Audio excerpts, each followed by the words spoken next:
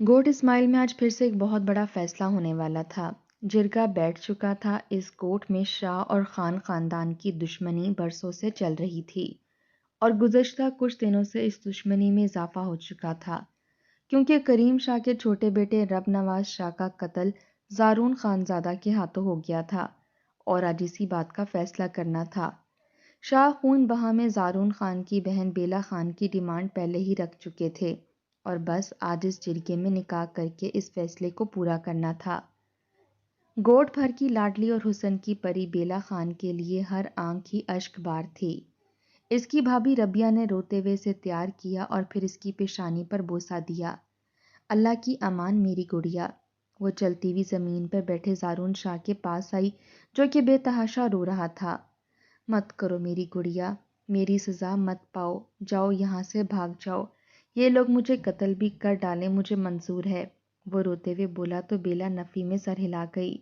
नहीं लाला, अगर आपको कुछ हो गया तो आपके साथ साथ आपके तीनों बच्चे और भाभी की ज़िंदगी ख़राब हो जाएगी, तो इसीलिए बेहतर है हमारी अकेली की ज़िंदगी ख़राब हो। वो बोली तो ज़ारून इसे सीने से लगाए रो दिया। फिर वो दीवार से टेक लगाए गुमसुम बैठी जरीना खान के पास आई।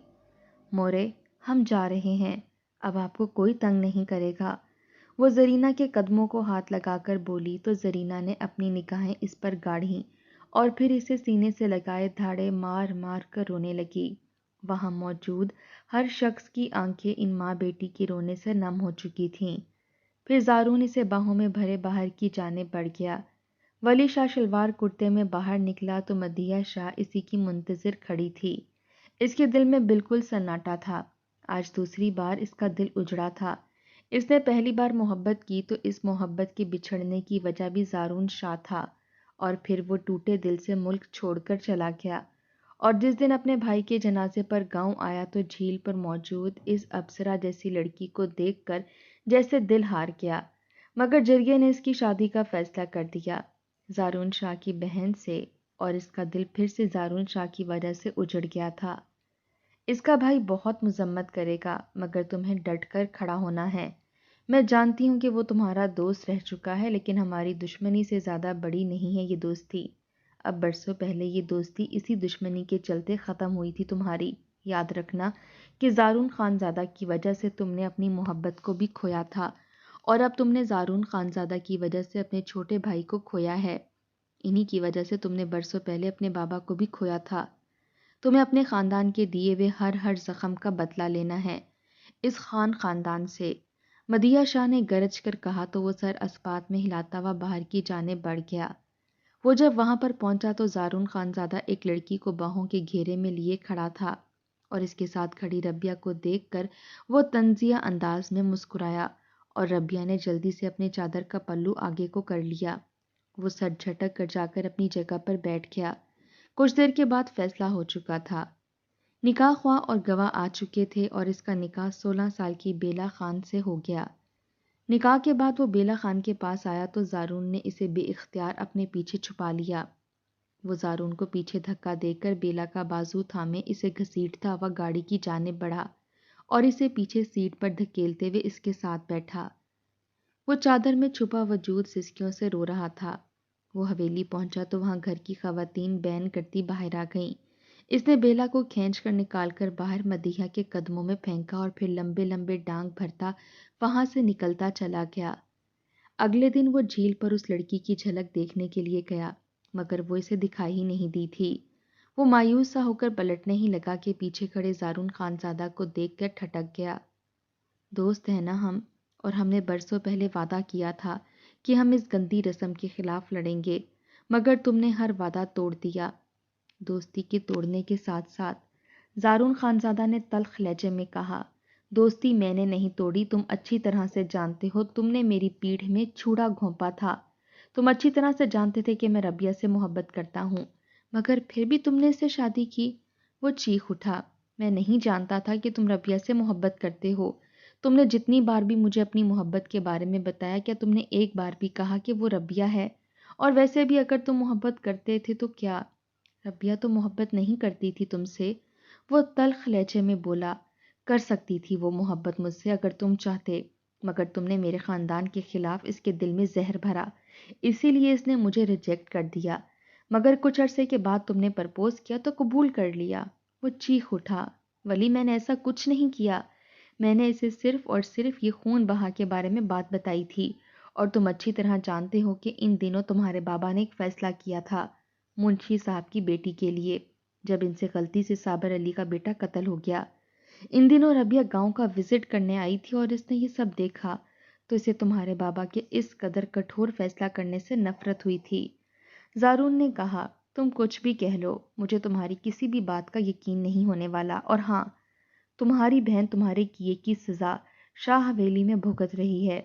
وہ سرد لہجے میں بولا، پلیز یار ایسا مت کر، تو بھی تو اسے ننھی سی پری بولتا تھا، وہ بہت معصوم اور لاڈلی ہے، پلیز اس کے ساتھ کسی قسم کا ظلم مت کرنا۔ زارون ہاتھ جوڑتا ہوا زمین پر بیٹھ گیا، میرا دل تمہاری کسی بھی بات پر پگھلنے والا نہیں ہے، وہ اسپاٹ لہجے میں بولا، اور پھر اپنے گلاسز لگاتا اپنی جیپ کی جانب بڑھ گیا۔ وہ اندر داخل ہوا تو اس کی ماں مدیحہ باہر ہی تختے پر بیٹھی تھی۔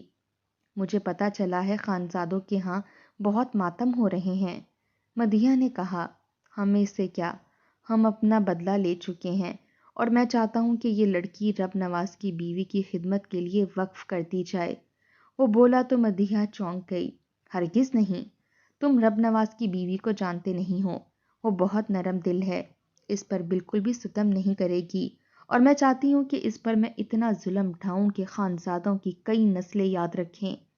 مدیحہ تنفر بھرے لہجے میں بولی تو وہ مضطرب سا ہو گیا۔ کچھ دیر کے بعد وہ اٹھ کر اندر چلا گیا۔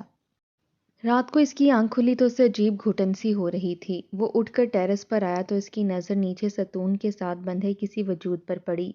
یہ کون ہے جو اتنی سردی میں ستون سے باندھا گیا ہے؟ وہ بڑبڑاتا ہوا تیزی سے باہر کی جانب بڑھا، اور جیسے ہی وہ وہاں پہنچا تو مدیحہ وہاں اپنی خاص ملازمہ کے ساتھ پہلے ہی وہاں پہنچ چکی تھی۔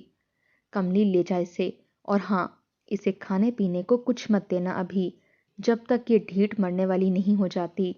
مدیحہ کی شفاق بھرے انداز پر وہ لب بھینچ کر وہیں سے واپس لوٹ آیا تھا۔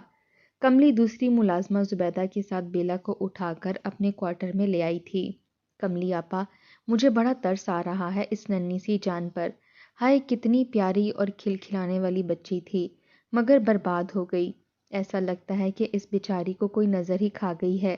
زبیدہ نے تاسف بھرے انداز میں کہا، ہاں کیا کر سکتے ہیں، مجھے خود یہی لگتا ہے کہ بیچاری کو نظر ہی کھا گئی ہے، پتہ ہے پورا گوٹھ یہی کہتا تھا کہ یہ اس دنیا کی نہیں لگتی، ایسا لگتا ہے کہ اسے رب نے حوروں میں سے انسانوں میں اتار دیا۔ کملی نے اس کے زرد چہرے کو دیکھتے دکھ سے کہا، کملی آپا، اسے چپکے سے کچھ کھانے کو دے دو، یہ کہیں مر ہی نہ جائے، اس نے ہمدردی بھرے لہجے میں کہا۔ نہ نہ نہ، ایسا کرنے کا سوچنا بھی مت، تم نہیں جانتی مالکن کو پتہ چلا نا تو ہماری جان لے لے گی، تم اچھی طرح سے جانتی ہو کہ وہ کتنی ظالم ہے، کملی نے کانپتے ہوئے لہجے میں کہا۔ تو زبیدہ گہرا سانس لے کر اس کی بے ہوش وجود کو دیکھنے لگی۔ اسے جب ہوش آیا تو اس نے ارد گرد کے ماحول کو دیکھا، پھر اس نے غور کیا تو گھر کے سرونٹ کوارٹر میں موجود تھی۔ اسے سزا کی طور پر اتنی سردی میں باہر ستون کے ساتھ باندھا گیا تھا، اور وہ سردی کی شدت سے بے ہوش ہو گئی تھی۔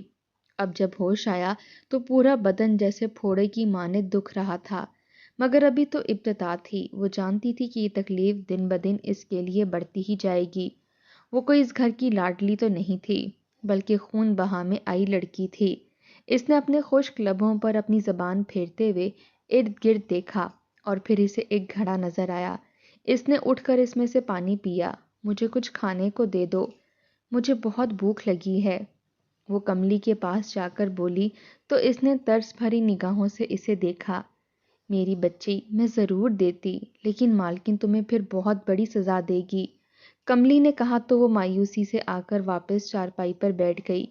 وہ تو بھوک کی اتنی کچی ہوتی تھی کہ اسے ہر 2 گھنٹے کے بعد کچھ کھانے کو چاہیے ہوتا تھا، مگر آج خانزادوں کی لاڈلی کے لیے ایک سوکھی روٹی بھی نہیں تھی۔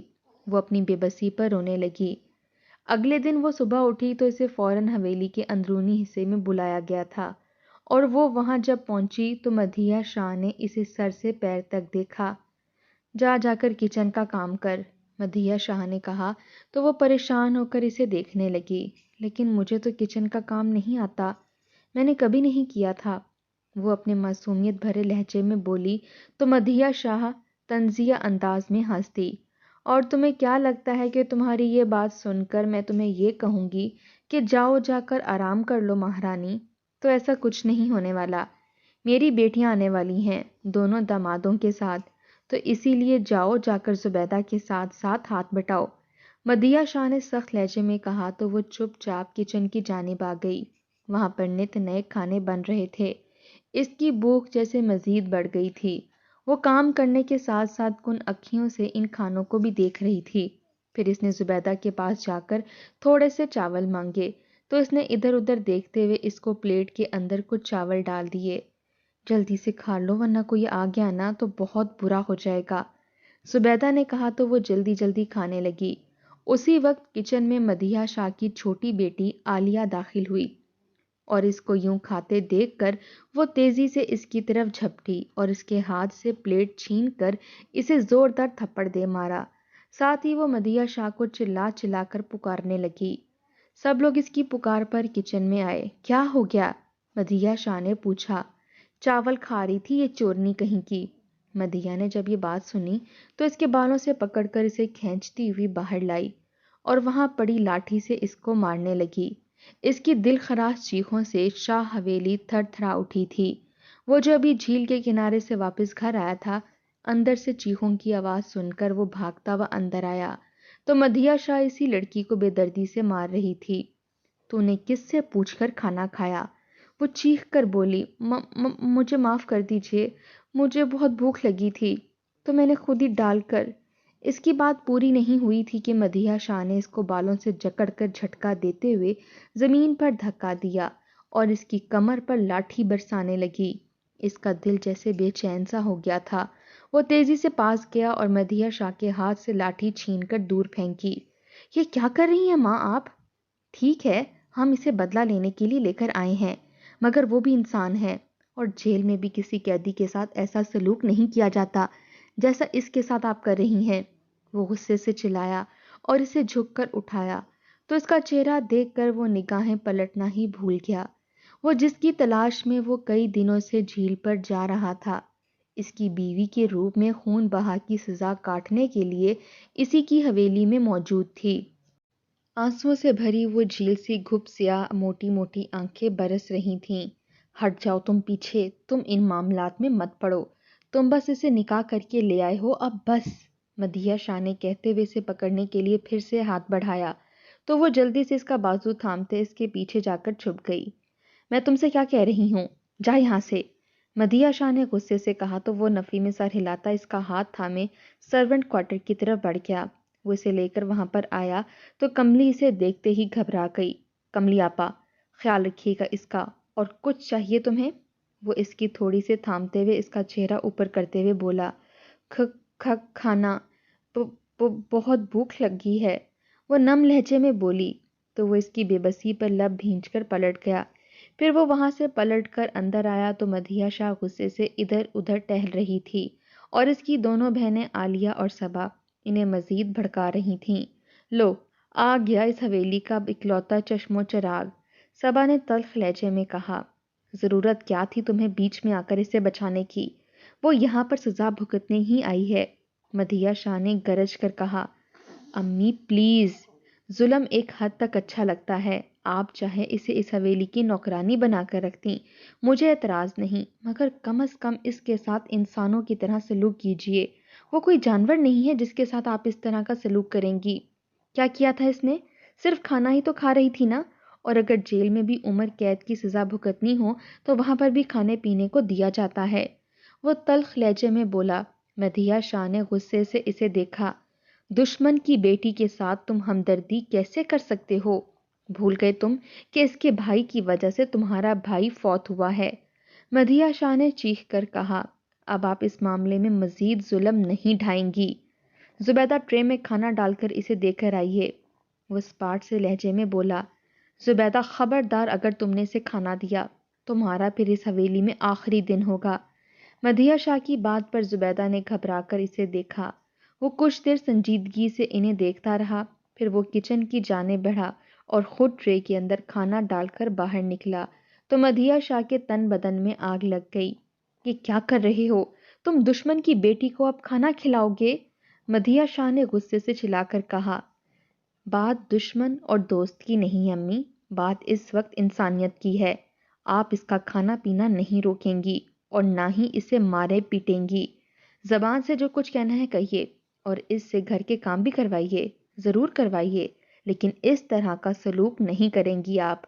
وہ سرد لہجے میں بولا اور پھر ٹرے اٹھائے وہ سرونٹ کوارٹر میں آیا تو وہ گھٹنوں میں سر دیے رو رہی تھی۔ اس نے کھٹکے پر سر اٹھایا تو ولی شاہ کے ہاتھ میں کھانے کی ٹرے دیکھ کر اس کے چہرے کی رونق ہی بحال ہو گئی تھی۔ وہ جلدی سے آنسو صاف کرتی سیدھی ہوئی۔ اس نے پاس آتے ہوئے ٹرے اس کے سامنے رکھی تو وہ جلدی سے کھانے پر ایسے ٹوٹی جیسے کہ پہلی بار کھا رہی ہو۔ وہ چپ چاپ کھڑا اسے دیکھتا رہا۔ کھانا کھانے کے بعد اس نے تشکر بھری نگاہوں سے اسے دیکھا تو وہ ان حسین آنکھوں سے بامشکل نگاہیں چرا پایا۔ پھر وہ چپ چاپ وہاں سے نکل کر کمرے میں آ گیا۔ وہ گرنے سے انداز میں صوفے پر بیٹھا اور اس کا دھیان اسی دشمن جان کی طرف تھا جو کہ اس کے دل میں کئی دنوں سے دھڑک رہی تھی۔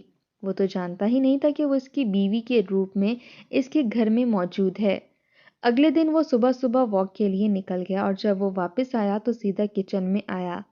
کملی اور زبیدہ کے ساتھ کھڑی بیلا کو دیکھ کر دنگ رہ گیا۔ کملی، میرے ہاتھ بہت سن ہو رہے ہیں، کیا گرم پانی نہیں ہے؟ میں اس سے سارے برتن دھو دوں گی۔ وہ معصومیت بھرے لہجے میں بولتی ہوئی پلٹی تو دروازے پر کھڑے ولی شاہ کو دیکھ کر اس کے چہرے کی رونق ہی بحال ہو گئی تھی۔ چائے لے کر میرے کمرے میں آؤ تم۔ وہ بیلا سے بولتا ہوا وہاں سے واپس پلٹ گیا۔ وہ موبائل پر مصروف اسی کا منتظر تھا۔ کچھ دیر کے بعد وہ ہلکا سا دروازہ نوک کر کے اندر داخل ہوئی۔ چائے پکڑا کر وہ واپس پلٹنے ہی والی تھی کہ وہ جلدی سے اس کا ہاتھ تھام کر اپنی گود میں بٹھاتا اس کے رخسار پر لب رکھ گیا۔ اس کے لمس سے بیلا کی جان جیسے لبوں پر آ گئی تھی۔ وہ اس کی کمر کے گرد بازو لپیٹے اس کے چہرے کے ہر نقش پر اپنے لب رکھتا جا رہا تھا اور اس کی کمر پر اس نے جیسے ہی دباؤ بڑھایا تو اس نے سسکاری بھری۔ وہ چونک کر اسے دیکھنے لگا۔ کیا ہوا؟ اس نے پوچھا تو وہ نفی میں سر ہلاتی اس کی گود سے اٹھ گئی۔ بیڈ پر لیٹو، میں مرہم لگا دیتا ہوں تمہاری کمر پر۔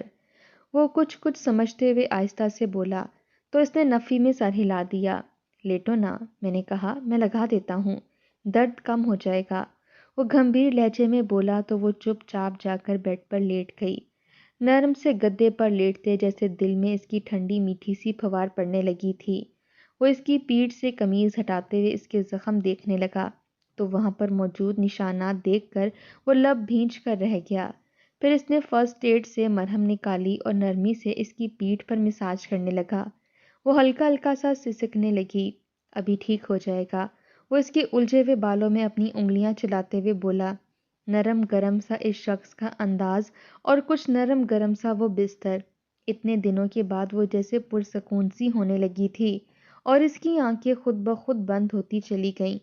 اس کے سو جانے کے بعد وہ اٹھ کر صوفے پر بیٹھتے ہوئے اس کو دیکھنے لگا جو کہ سوتے ہوئے کسی معصوم بچے کی طرح لگ رہی تھی۔ وہ دل ہی دل میں اس کے ساتھ ہوئے ظلم پر کڑنے لگا۔ کتنی لاڈلی تھی وہ اس کی اور زارون خانزادہ کی۔ وہ اور زارون شاہ کی فیملیز آپس میں برسوں سے دشمنی نبھاتے رہے تھے، مگر جیسے یہ دونوں کالج پہنچے تو ان دونوں کی دوستی ہو گئی، وہ بھی اس طرح کہ دو پارٹیوں میں وہاں پر لڑائی ہوئی جس میں اسے کافی زیادہ چوٹ آئی تھی اور شاہ نے اسے وہاں سے نکال کر اس کی جان بچائی تھی، بلکہ اسے اپنا خون تک دیا تھا، اور تب سے ان دونوں کی دوستی شروع ہو گئی۔ وہ دونوں یونیورسٹی آنے تک اپنی گوٹ کی فرسودہ رسومات کے خلاف لڑنے کا پلان بناتے رہے۔ ان کی دوستی کی خبر اب پورے گوٹھ میں گردش کرنے لگی تھی۔ اس کے والد صاحب نے اسے روکنے کی پوری کوشش کی مگر وہ بھی ڈھیٹ تھا، ڈٹ چکا تھا۔ شروع سے لاڈلا ہونے کی وجہ سے وہ ہر بات میں اپنی منمانی کر جاتا تھا اور جب ان کے گھر جاتا تو بیلا ان کے پاس لالا لالا کہتی نہیں تھکتی تھی، اور اسے بھی اس کانچ سی گڑیا سے عجیب سا لگاؤ ہو گیا تھا۔ اس کے گھر میں اس کی بہنیں تو اس سے بڑی تھیں، اسی لیے اس چھوٹی سی گڑیا کے ساتھ وہ بہت جلد اٹیچ ہو گیا۔ وہ محض 10 سال کی تھی جب پہلی بار دونوں دوستوں میں دراڑ آئی، جس کی وجہ ربیہ تھی۔ ربیہ ان کے ساتھ یونیورسٹی میں پڑھتی تھی۔ وہ ایک اپر کلاس فیملی سے تعلق رکھتی تھی۔ اس کی ان سے دوستی ہوئی۔ وقت کے ساتھ ساتھ ولی شاہ کو لگا کہ وہ ربیہ سے محبت کرنے لگا ہے، مگر اس نے یہ بات اپنے دوست تک سے بھی چھپائی۔ مگر اسے یہ بتایا تھا کہ اسے کسی سے محبت ہو گئی ہے اور وہ بہت جلد اسے اس کی بھابھی بنانے والا ہے۔ لیکن جب اس نے رشتہ بھیجا تو ربیہ نے یہ کہہ کر انکار کر دیا کہ وہ اتنے ظالم خاندان میں کبھی بھی شادی نہیں کرے گی۔ کچھ عرصے کے بعد وہ زارون خانزادہ کی بیوی بن کر اسی گوٹھ میں آئی تو وہ غصے سے پاگل ہی ہو گیا تھا، اور پہلی بار وہ زارون شاہ سے لڑا تھا اور دونوں نے ایک دوسرے کو بری طرح سے پیٹا اور اپنی دوستی کو توڑ دیا۔ وہ یہ ملک چھوڑ کر چلا گیا اور پھر اب وہ 5.5 برس کے بعد جب واپس آیا تو اس کے زخم جیسے پھر سے ہرے ہو گئے۔ وہ جو اس رسم کے خلاف تھا، اس نے زارون شاہ کو نیچا دکھانے کے لیے اس کی بہن کو خون بہا میں مانگ لیا۔ وہ اپنا ماتھا مسلتا ہوا اٹھ کر اس کے پاس آیا جو کہ اونھے منہ بستر پر سو رہی تھی۔ دل میں جیسے اسے چھونے کی خواہش جاگ رہی تھی، مگر وہ خود پر ضبط کیے اس پر کمفرٹر اٹھا کر فریش ہونے چلا گیا۔ کچھ دیر کے بعد پورے گھر کو خبر پہنچ چکی تھی کہ وہ اس کے کمرے میں موجود ہے۔ مدیحہ تو غصے سے جیسے پاگل ہو گئی تھی، فوراً اسے اپنے کمرے میں طلب کیا۔ اس لڑکی کو تم نے اپنے کمرے میں کیوں رکھا ہوا ہے؟ وہ یہاں پر نوکرانی کی حیثیت سے ہے۔ مدیحہ شاہ نے گرج کر کہا تو وہ بیزاری سے انہیں دیکھنے لگا۔ امی پلیز، اس بارے میں مزید بات نہیں ہوگی اور آج کے بعد سے وہ میرے کمرے میں ہی رہے گی، میری بیوی کی حیثیت سے، وہ مضبوط لہجے میں بولا تو مدیحہ شاہ نے بے یقینی سے اسے دیکھا۔ دماغ خراب ہو گیا ہے تمہارا؟ تم نے سوچ بھی کیسے لیا کہ تم اس لڑکی کو اپنی بیوی کے طور پر قبول کرو گے؟ مدیحہ شاہ نے غصے سے کہا، اس میں قبول کرنے والی کون سی بات ہے؟ قبول کر کے اسے یہاں پر لایا ہوں اور وہ میری بیوی ہے، اور اگر کسی ایک نے بھی اس کے ساتھ کسی بھی قسم کا کوئی برا سلوک کیا تو مجھ سے برا کوئی نہیں ہوگا۔ کملی جب بیلا اٹھے تو اسے ناشتہ دے دیجیے گا، وہ سرد و سپاٹ لہجے میں بولا تو مدیحہ شاہ اس کو دیکھ کر رہ گئی۔ بیلا کی آنکھ کھلی تو وہ ابھی تک ولی شاہ کے کمرے میں موجود تھی۔ وہ ہڑبڑا کر باہر آئی تو پوری حویلی میں عجیب سا سناٹا تھا۔ وہ چلتی ہوئی کچن میں آئی تو زبیدہ اور کملی کھانا بنا رہی تھیں۔ آئیے بیٹا جی، بیٹھ جائیے، میں آپ کو کھانا دیتی ہوں، کملی نے مٹھاس بھرے لہجے میں کہا تو ان کی بات پر وہ حیران ہوتی چپ چاپ کرسی پر بیٹھ گئی۔ کملی آپا، مجھے آج کوئی سزا نہیں ملے گی؟ اس نے معصومیت بھرے لہجے میں پوچھا تو کملی نے زبیدہ کی جانب دیکھا۔ اب یہ تو گھر والے جانے، مگر ولی بابا تو یہی کہہ کر گئے ہیں کہ آپ کے ساتھ کسی قسم کا کوئی برا سلوک نہ کیا جائے، اور ہاں، کھانا کھا کر آپ کمرے میں چلی جائیے گا، ورنہ مالکن آپ کو دیکھ کر اپنا آپ نہ کھو بیٹھیں۔ کملی نے ٹرے اس کے سامنے رکھتے ہوئے کہا تو وہ جلدی سے کھانا کھانے لگی۔ ابھی اس کا کھانا مکمل نہیں ہوا تھا کہ مدیحہ چلتی ہوئی اس کے پاس آئی اور اس کے آگے سے ٹرے کھینچا تو اس نے سر اٹھایا اور مدیحہ کو دیکھ کر جیسے اس کا رنگ فک ہو گیا تھا۔ وہ ہڑبڑا کر اٹھی۔ مدیحہ نے اس کے بازو سے اسے جکڑ کر چولہے کے پاس لا کر توے کے اوپر اس کا ہاتھ رکھ دیا۔ اس کی دل خراش چیخیں نکلیں، پھر اس کے بعد مدیحہ شاہ نے اس کے چہرے پر تھپڑوں کی بارش کر دی۔ جا، دفع ہو جا، ورنہ میں تمہیں جان سے مار ڈالوں گی، مدیحہ شاہ نے اسے باہر دھکیلتے ہوئے کہا۔ وہ بھاگتی ہوئی وہاں سے ولی شاہ کے کمرے میں آئی اور دروازہ بند کر کے وہ بیڈ کے ساتھ لگی زمین پر بیٹھی ہولے ہولے سے کانپتے ہاتھ کو دیکھنے لگی، جس میں شدید قسم کی جلن ہو رہی تھی۔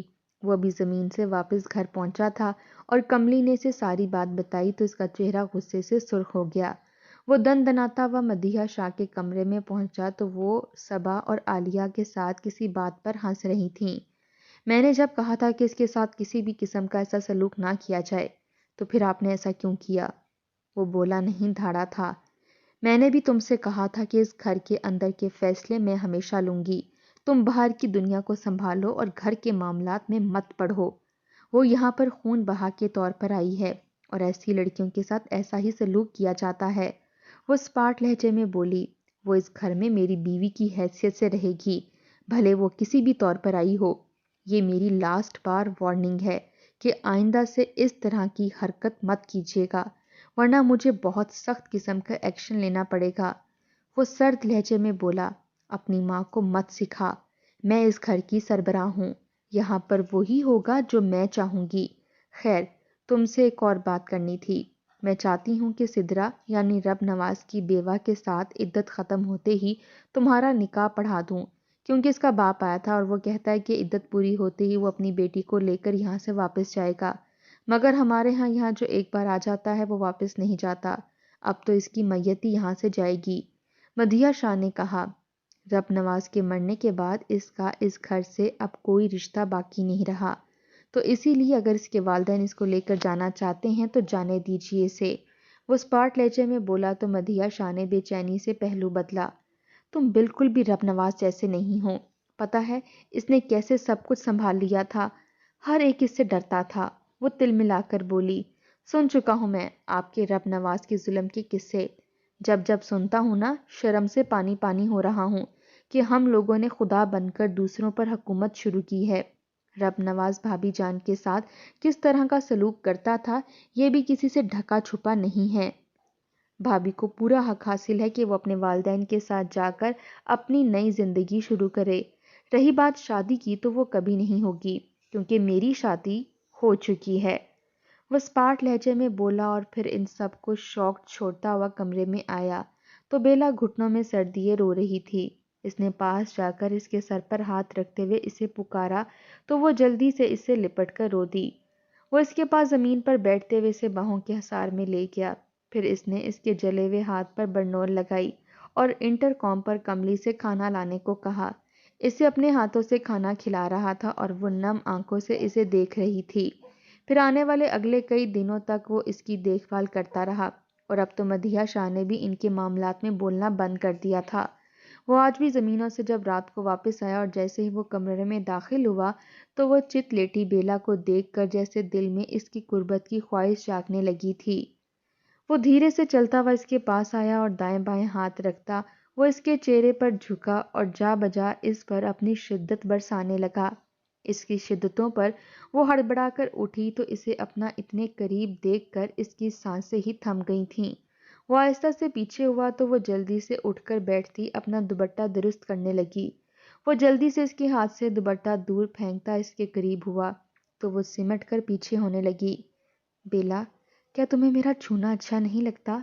اور اس کے رخسار پر اپنا رخسار مس کرتے ہوئے خمار آلود لہجے میں بولا تو اس کی قربت میں جیسے بیلا کی سانسیں سینے میں اٹکنے لگی تھیں اور دل تو گویا کانوں میں دھڑک رہا تھا۔ وہ اسے کیسے بتاتی کہ وہ اس کے دل میں بسنے لگا ہے۔ اگر تم چاہتی ہو کہ میں تمہارے قریب آؤں تو کل تیار رہنا، الماری میں ایک باکس پڑا ہے، اس میں ایک ڈریس ہے، وہ پہن لینا، میں سمجھ جاؤں گا۔ وہ اس کے رخسار پر ہاتھ رکھتے ہوئے گھمبیر لہجے میں بولا اور پھر اٹھ کر وہ روم کی جانب بڑھ گیا۔ اگلے دن وہ جب شام ڈھلے ہی واپس آیا تو مدیحہ نے اسے صبا کے لیے شہر سے کچھ سامان لانے کے لیے کہا تو وہ چپ چاپ وہاں سے نکل گیا، مگر وہ نہیں جانتا تھا کہ اس کے پیچھے مدیحہ نے اپنی بیٹیوں سمیت مل کر کون سی سازش رچی ہے۔ وہ اس نیٹ کی میکسی کو پہنے ولی شاہ کی منتظر تھی۔ دل کی دھڑکن ہر ہر آہٹ پر مزید تیز ہو رہی تھی۔ وہ کھڑکی کے پاس کھڑی تھی کہ جبھی اسے اپنے پیچھے کسی کے ہونے کا احساس ہوا۔ وہ آہستہ سے پلٹی تو صبا کے شوہر کو دیکھ کر اس کی سانسیں ہی اٹک گئیں۔ وہ شخص اسے کمر سے جکڑ کر زور سے بیڈ پر پٹختا اس پر جھکا ہی تھا کہ وہ اسے چیخیں مارتے ہوئے پیچھے دھکیلنے لگی اور اس سے پہلے کہ وہ اپنا کام کرتا دروازہ تھوڑا سا کھلا اور سدرا اندر داخل ہوئی۔ اے بھرجائی، نکل یہاں سے، صبا کے شوہر نے انتہائی بدتمیزی بھرے انداز میں کہا۔ وہ اسی وقت وہ اسے دھکا دے کر پیچھے ہٹاتے تیزی سے باہر کو بھاگی اور سدرا نے جلدی سے دروازہ بند کر دیا۔ سدرا اسے بازو سے پکڑے تیز تیز چلتی باہر آئی اور اسے سرونٹ کوارٹر میں لا کر دروازہ نوک کرتے ادھر ادھر ٹہلنے لگی۔ وہ سر جھکائے رو رہی تھی۔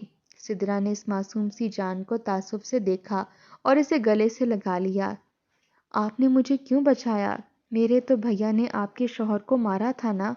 وہ نم لہجے میں بولی، بہت بڑا احسان کیا تھا مجھ پر تمہارے بھائی نے۔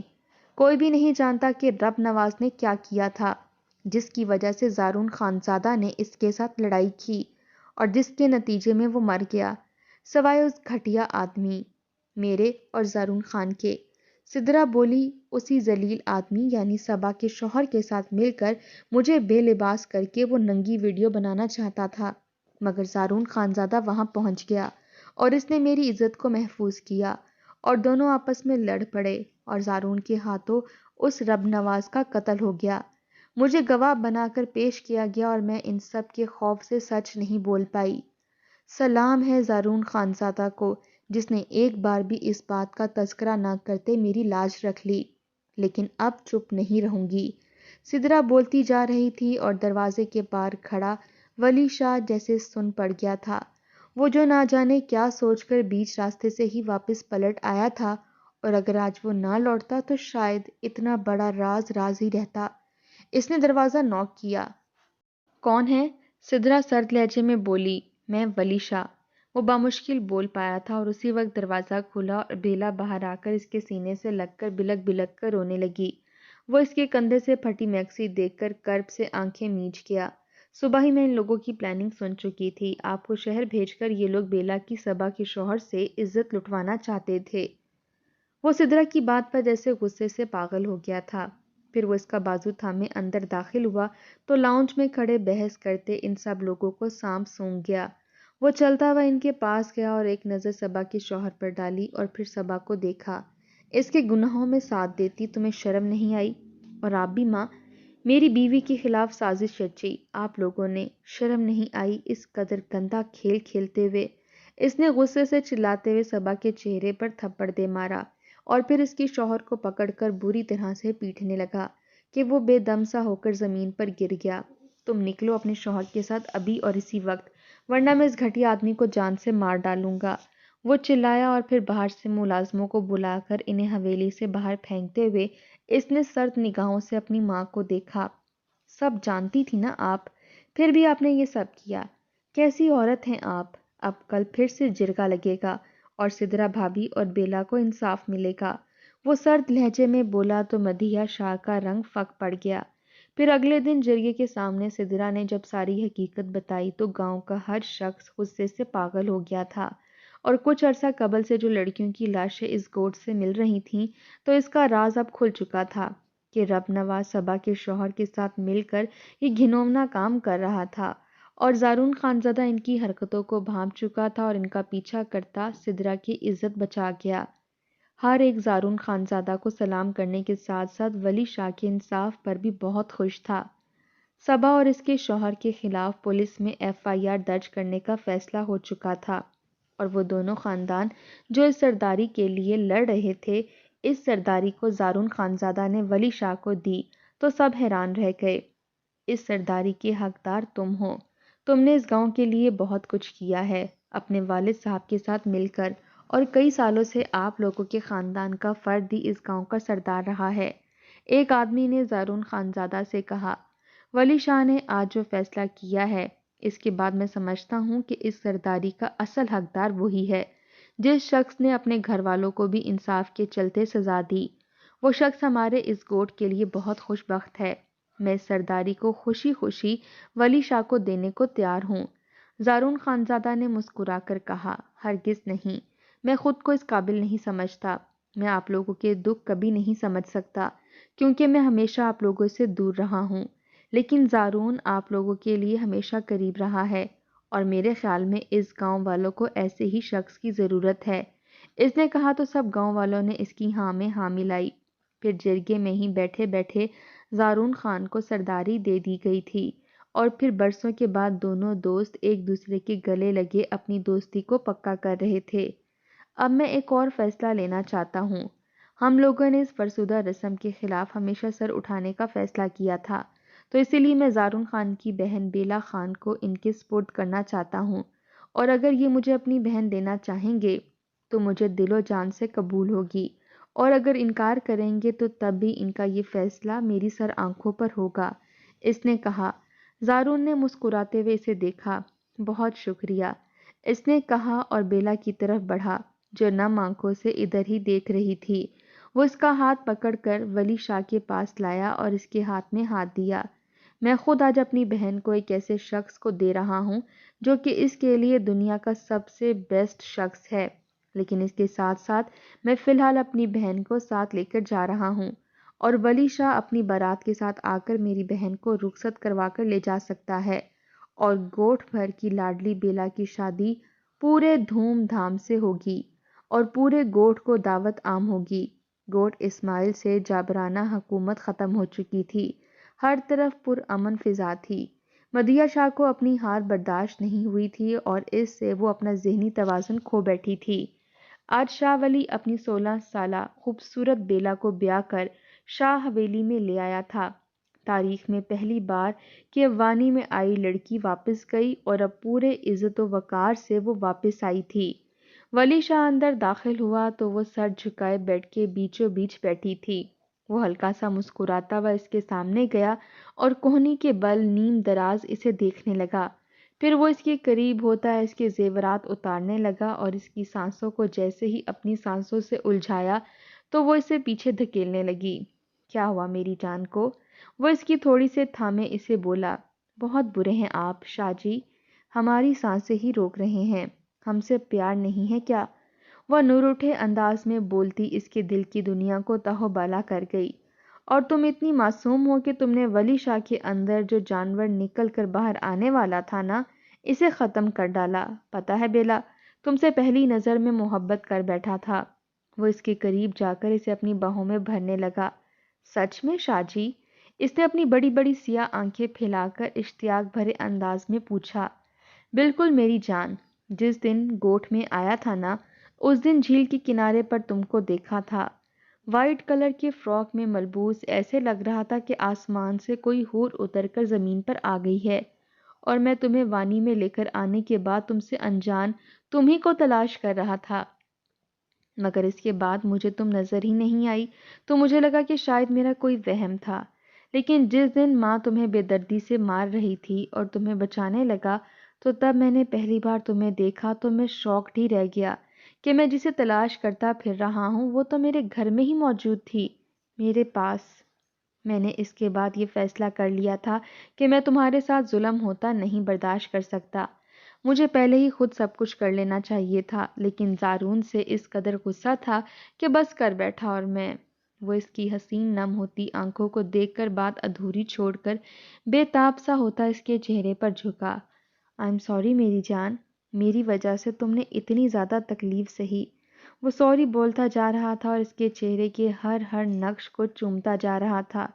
پھر وہ اس کے سینے سے لگی پرسکون ہو کر آنکھیں موند گئی۔ بیلا یار، تم مجھے ادھر ادھر کی باتوں میں لگا کر اصل مقصد ہی بھلا دیتی ہو۔ میری آج سہاگرات ہے یار۔ وہ اس کے کان کی لو کے لبوں سے چھوتا ہوا شرارتی انداز میں بولا تو وہ شرماتی ہوئی اس کے سینے میں چہرہ چھپا گئی۔ اگر تمہیں یہ لگ رہا ہے کہ تم ایسی ادائیں دکھا کر مجھے میرے ارادوں سے پھیر دو گی تو یہ ممکن نہیں، کیونکہ تم جتنا شرماؤ گی نا، میرے ارادے اتنے ہی مضبوط ہوتے جائیں گے۔ وہ کہتے ہوئے جھکنا اپنا حق جتانے لگا اور جھروکے سے دیکھتا چاند بھی شرما کر بادلوں میں چھپ گیا تھا۔